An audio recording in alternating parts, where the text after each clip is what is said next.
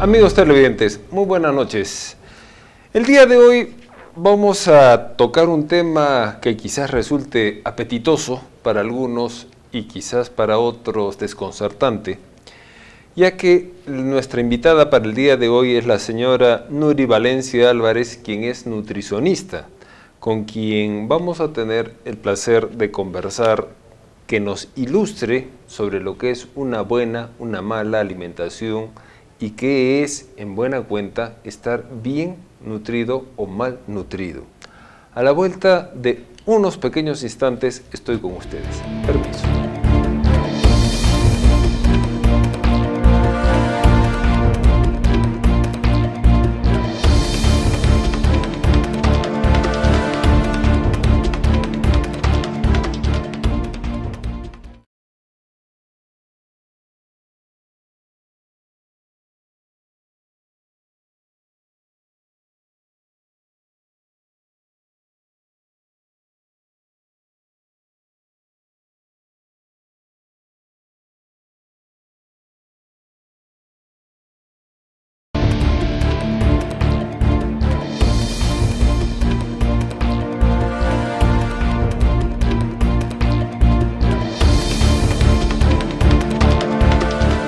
Amigos televidentes, tal cual les adelanté, ya se encuentra con nosotros la señora Nuri Valencia Álvarez, quien es nutricionista, a quien pasamos a darle las buenas noches. Señora Nuri, ¿cómo está usted? Feliz de estar aquí. Me gusta mucho siempre estar en contacto con el público televidente para poder enseñar algo, ¿no?, acerca de esta rama de la nutrición. Me alegro. Belencita, ¿cómo estás? Buenas noches, Federico. Buenas noches, doctora. Bien. La primera pregunta para usted, señora Nuri. Usted es nutricionista y nutrición implica alimentarse. Y alimentarse puede ser de muchas formas. La pregunta es, ¿cuál sería una buena alimentación? El tema de alimentación significa conseguir y preparar los alimentos de tal forma que puedan cubrir nuestras necesidades, y estas van a variar de acuerdo al periodo de vida en el cual estemos atravesando. Si estamos atravesando la edad de los niños menores de 18 años, necesitamos la etapa de cubrir los nutrientes que nos ayuden a crecer y a desarrollarnos.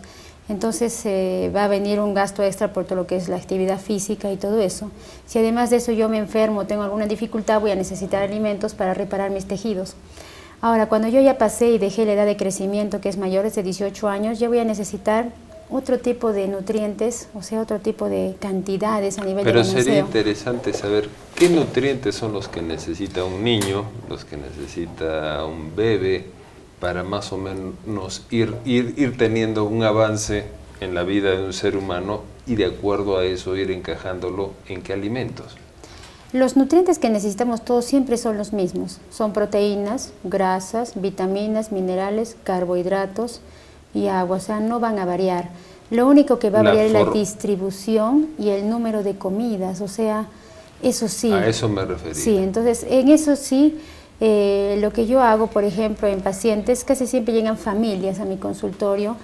Y da la casualidad, vamos a poner un ejemplo, que en la familia el papá es obeso, la mamá es sumamente delgada, vamos a imaginarnos, y en los hijitos hay uno que es promedio, o sea, qué sé yo, no tiene ni exceso ni defecto de peso, y los otros dos tienen tendencia a ser como uno de los padres, ¿no? Es una familia ejemplo. Entonces yo propongo un programa de alimentación balanceada, que lo he basado en la comida arequipeña. Entonces ponemos, por decir, un plato a base de carnes, podría ser un tallarín de pollo, un arroz con pollo, qué sé yo, pero este mismo segundo que se ha preparado se distribuye diferente para cada una de las necesidades. En el caso de la persona que tiene exceso de peso, porque hemos inventado una familia, entonces antes de esto se le da una sopa de verduras para que no asimile las harinas, se le restringe una, solo se le da una y se le pone ensalada. En el caso de la mamá delgada se le dan 2 harinas de la misma comida, o sea, se le añadiría arroz con pollo, de repente un puré de papas o una porción de tallarines, no se le da sopa porque la sopa adelgaza muy rápido, y se le da una porción de ensalada pero ya no tan alta. Y al paciente que era promedio se le separa la ensalada en un plato aparte, o sea, lo que yo propongo son modelos de distribución de la misma comida familiar porque no hay tiempo para cocinar. Y si fuéramos tan diversificados como hemos propuesto, sería complicado manejar platos diferentes y no hay necesidad.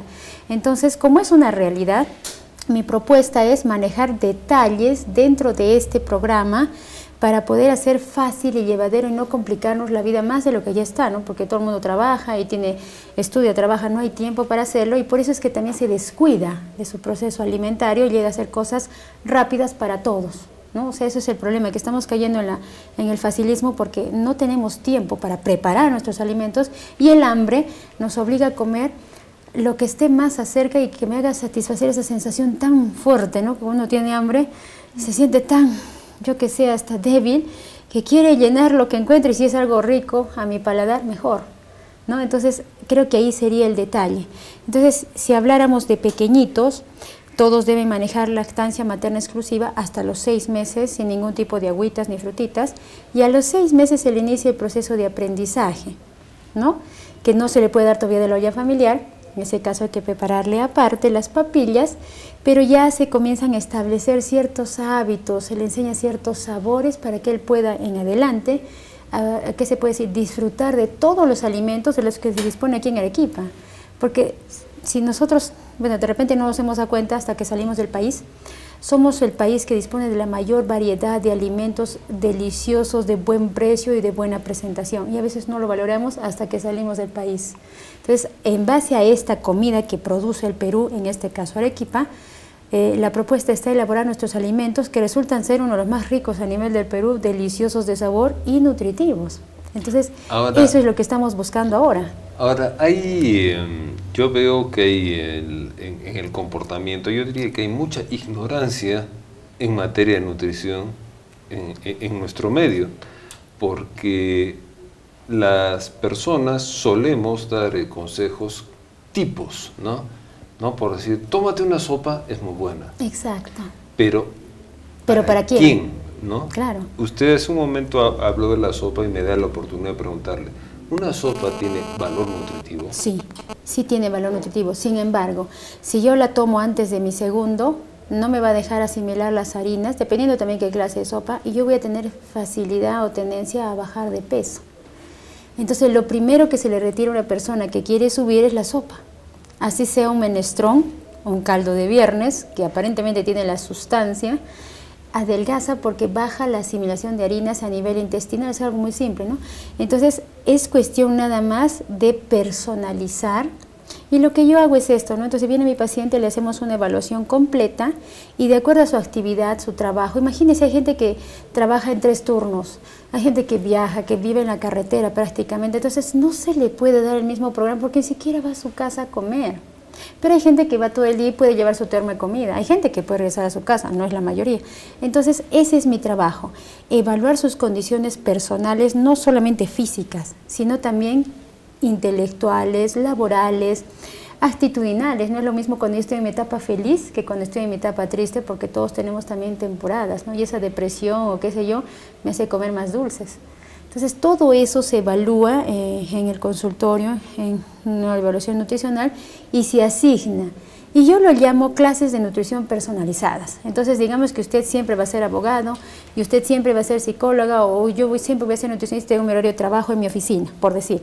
Entonces, evalúo el contexto actual en el cual me encuentro, nivel de salud también, y se le asigna, y comenzamos a practicar semanal qué hacer frente a todas las circunstancias personales que solo yo vivo, como ama de casa, como una mujer joven, como trabajadora, etcétera, ¿no? Y de acuerdo a eso que yo voy practicando y luego aprender cómo alimentarme. Entonces pasan los años, vamos a dar cuenta que yo empiezo a la edad que tiene Belén, jovencita todavía soltera, y llega a la edad en la cual yo tengo cuando ya tiene 1 hijo, responsabilidades, y sigue delgada y sigue saludable. O sea, la idea es esa al final, que yo tenga vitalidad, ganas de cumplir con mis deberes, mi trabajo, mis responsabilidades, que son diferentes para los 3 en este caso. Entonces creo que eso es salud al final, poder hacerlo todo en una forma plena, satisfecha y feliz, ¿no? Sin tener enfermedades, cansancio, etcétera, de por medio. Ahora, doctora, nosotros tenemos la idea de que dieta es para bajar de peso. Hace un momento usted mencionó una dieta para subir de peso. ¿Cómo es eso? Dependiendo, ¿no? En mi consultorio, voy a hacer una estadística personal, de cada 100 pacientes que quieren bajar de peso, 3 necesitan subir. O sea, de cada 100 pacientes, 97 tienen que bajar y 3 subir.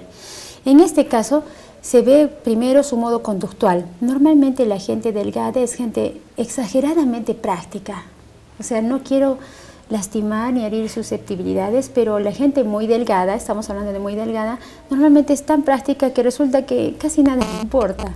Entonces, este modo de ser, aún comiendo 7.000 calorías diarias, no les deja ganar mucho peso. Entonces, hay que trabajar con eso. Dos. ¿Porque tiene un metabolismo muy acelerado o algo así? Sí, o sea, esa parte actitudinal afecta el metabolismo. No en un 100%, pero dependiendo de la personalidad lo afecta hasta en un 50%. Segundo, normalmente tienen malos hábitos para los líquidos. Son gente que pone su plato de almuerzo y su vaso y con su jarra de agua. Entonces comen 2 cucharas, les parece que está seco y recurren a medio vaso de líquido, sea agua, algún refresco, chicha morada, lo que fuera. Entonces eso los llena y como el líquido no deja asimilar, no llegan a asimilar lo que necesitan. Tercero, siempre tienen la idea que ellos comen mucho y no pueden ganar peso, siempre. O sea, no importa cómo sea realmente su alimentación, pero ellos tienen esa idea pregrabada.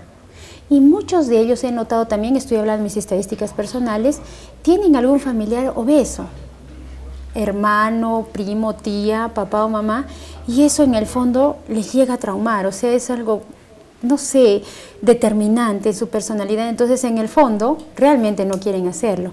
Sin embargo, hay un grupito que no son la mayoría, que no son ninguno de estos casos y que de verdad comen y no asimilan, que podrían ser un efecto colateral o no deseable de las vacunas. O sea, en este tema hay bastante, ¿qué se puede decir?, información que uno necesita del paciente si realmente quiere corregir el problema, porque otra cosa es que yo simplemente le vaya aumentando las calorías hasta llegar a 8.000, hasta el que él pueda darle unos cuantos suplementos nutricionales y ya, ¿no? Pero no se trata de eso. Es más fácil para un nutricionista bajar de peso a un paciente, a una persona, que subirla. Ahora, es una cosa curiosa que usted señala, señora Nuri. El país, el Perú, tradicionalmente está considerado como un país tercermundista, un país pobre. Y si usted me dice que tiene el 97% de sus pacientes que necesitan bajar de peso, entonces quiere decir que la alimentación no es escasa en el país, sino por el contrario, abundante. Justo eso quería hacer una idea. Cuando pasamos por los moles, ahora es muy común ver los papás delgados y los 2 chiquititos bastante gorditos. Entonces, yo por mis conocimientos sé que la obesidad es una enfermedad del primer mundo.